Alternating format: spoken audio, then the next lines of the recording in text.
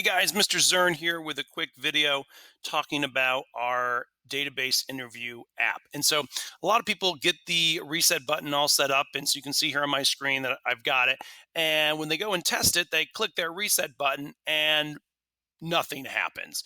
But in fact, it did. And so what I have here is correct. So we have a little notifier that pops up. Are you sure you want to click it? Yes or no. And if you click yes, it does down here with the when notifier after choosing. If choice equals yes, then clear the database. And so this is just like everything else. Anytime we change a variable or something, unless we have a label to reprint the information, the user doesn't get the impression that anything has changed. I mean, think about it. Like if we're changing the global timer in previous apps, like if we don't print what the time is, no one can see that the time is changing. And so again, you get the impression that maybe it's not changing. And so that's kind of what's happening here. And so yes, it did delete the database. And so if you were to click the retrieve database or print database button, depending on what you have it labeled, you would see like basically it would come back blank. It would in fact be gone. And so this is sort of a two-pronged thing that we need to do. Not only do we actually have to delete the database, we need to set it up so that it looks like it's reset the database to the user.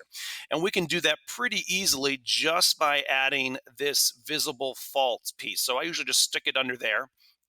And not only is the database actually deleted here, and this one, it makes it visible false. So basically makes it invisible so that the user can no longer see it. So when you click, hey, delete the database or reset the database, and if you click yes, not only does it delete it, it also sort of disappears. And so from the user's perspective, oh man, it totally disappeared.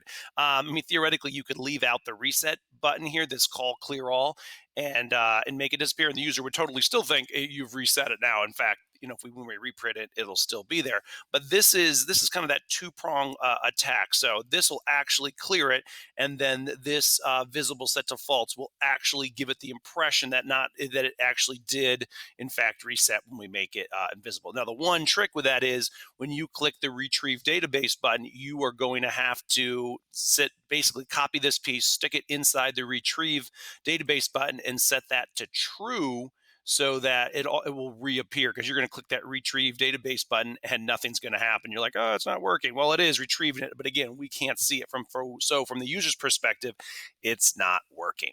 All right, folks. So there you go. That is a little tip there, help you be successful. I'll talk to you later.